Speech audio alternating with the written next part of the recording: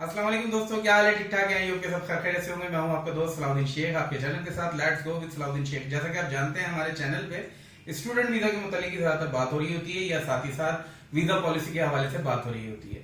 तो आज का जो टॉपिक है बहुत ही ज्यादा अहम है, क्योंकि आपने देखा होगा ज्यादातर मैं स्टूडेंट वीजा में यूएसए को बहुत फोकस कर रहा होता हूँ, लेकिन पाकिस्तान, इंडिया, बांग्लादेश से जहाँ स्टूडेंट्स की बात हो रही होती है तो यहाँ पे वीजा रिफ्यूजल के चांसेस ज्यादा होते हैं। तो ज्यादातर लोग क्या करते हैं, या तो ये ख्वाब देखना बंद कर देते हैं, किसी और कंट्री में जाके स्विच कर जाते हैं, या फिर सेकंड ईयर करते हैं, उनका वीजा रिफ्यूज हो जाता है तो फिर वो दूसरी कंट्री में अप्लाई करते हैं, जैसे यूके अप्लाई करते हैं या फिर यूरोप चले जाते हैं। तो यूके जाते हैं तो वहां पे अनएम्प्लॉयमेंट का उन्हें सामना करना पड़ता है, क्योंकि यूएसए में अनएम्प्लॉयमेंट का सवाल ही पता नहीं होता। बहुत अच्छे मार्केट है वहां पे, आपको ड्यूरिंग स्टडीज भी इतने अच्छे पैसे मिल जाते हैं कि आप अपनी कंट्री में अगर आपकी फैमिली है उसको भी सपोर्ट कर सकते हैं और अच्छा खासा सेव भी कर सकते हैं।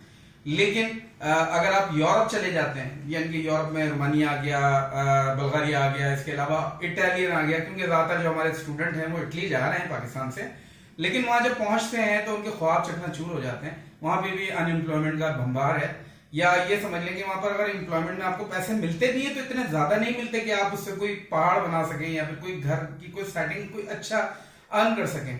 तो फिर एक वक्त आता है कि आप उस अट्रैक्शन से बहुत ज्यादा दिल आप बर्दाश्त हो जाते हैं और फिर कहते हैं यार क्या पासपोर्ट ले लेंगे बस। पासपोर्ट भी आपको मिलता है 10-12 साल के बाद, और 10-12 साल के बाद जब पासपोर्ट मिलता है उस वक्त आप कुछ अर्न नहीं कर पाते। जब आपको पासपोर्ट मिलता है उसके बाद जाके सिर्फ आप एक सिटीजनशिप हासिल कर लेते हैं और फिर शायद अर्न करने का सोचते हैं। ये तो चले बहुत आगे की बात हो गई।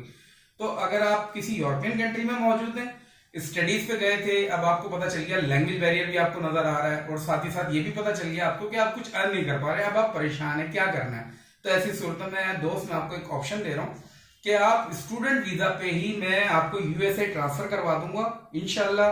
और मैं खासकर उन स्टूडेंट से मुखातिब हूं जो खासकर अंडर ग्रेजुएट के स्टूडेंट्स हैं, जो कि कॉलेज लाइफ में जाना चाहते हैं। आपका फर्स्ट ईयर है, सेकेंड ईयर है, थर्ड ईयर है, अंडर ग्रेजुएट के लिए आप जा रहे हैं, तो आपका बहुत ही कम यानी कि चीप कॉलेजेस में आपका एडमिशन भी हो जाएगा और आप इंस्टॉलमेंट पर अपनी ट्यूशन फीस भी पे कर पाएंगे। और वीजा के चांसेस की मैं बात करूं तो 100% अगर मैं कहूं तो वो गलत नहीं होगा, लेकिन 100% हम नहीं कह सकते, क्योंकि देखें मेरा काम है कोशिश करना और अभी तक कोई वीजा रिफ्यूजल नहीं आ रहा है अगर मैं यूके या यूरोप से कोई केस करता हूं तो। लेकिन फिर भी मेरे दोस्त मैं आपको कह सकता हूं कि 100% वीजा चांसेस है। गारंटी नहीं दूंगा, गारंटी कोई भी नहीं देगा, और अगर कोई गारंटी देता है तो वो चीटर है। इस बात को जरा ध्यान में रखिएगा। स्कैम है, झूठ में मत आइएगा। 100% कुछ नहीं होता, सब में मेहनत होती है, एफर्ट्स होते हैं, चांसेस होते हैं, रिस्क लेना पड़ता है। और ट्यूशन फीस का मैंने आपको बता दिया कि ट्यूशन फीस जो होगी इंस्टॉलमेंट पे होंगी और ऑन अराइवल होंगी। आपको ये परेशानी नहीं होगी कि आपने फी पे करनी है, ये करना है, वो करना है। कहीं कहीं कुछ मसले मसाइल हो सकते हैं, कुछ यूनिवर्सिटीज कुछ कॉलेजेस कहते हैं कि जी आपने ट्यूशन फीस पे करनी है। इसके अलावा लेकिन अगर आप पोस्ट ग्रेजुएट के लिए आए हैं तो भी आपका हो जाएगा यूएसए में ट्रांसफर का मसला, और लेकिन इसमें जो ट्यूशन फीस है वो थोड़ी सी ज्यादा हो सकती है। तो आपके लिए एक सहूलत ये होगी, बैंक स्टेटमेंट का सबसे बड़ा इशू आता है। तो बैंक स्टेटमेंट में दोस्त आपके लिए मैं ये कर सकता हूँ कि मैं कॉलेज से बात करके आपका बैंक स्टेटमेंट आपकी होम कंट्री से भी एक्सेप्ट करवा सकता हूँ। जैसे मिसाल है आप इंडिया, पाकिस्तान, बांग्लादेश कहीं से भी आए हैं और आपकी जो बैंक स्टेटमेंट आपने अपने पेरेंट्स की जो है वो पाकिस्तान, इंडिया, बांग्लादेश से कहीं से करवाई थी, और उसके बाद अब आप यूके में मौजूद हैं या यूरोप के किसी पार्ट में मौजूद हैं। अब आप कह रहे हैं कि जी मेरे पापा तो पाकिस्तान में है, अभी अपनी होम कंट्री में, और मैं उनकी बैंक स्टेटमेंट कैसे यूज करूं?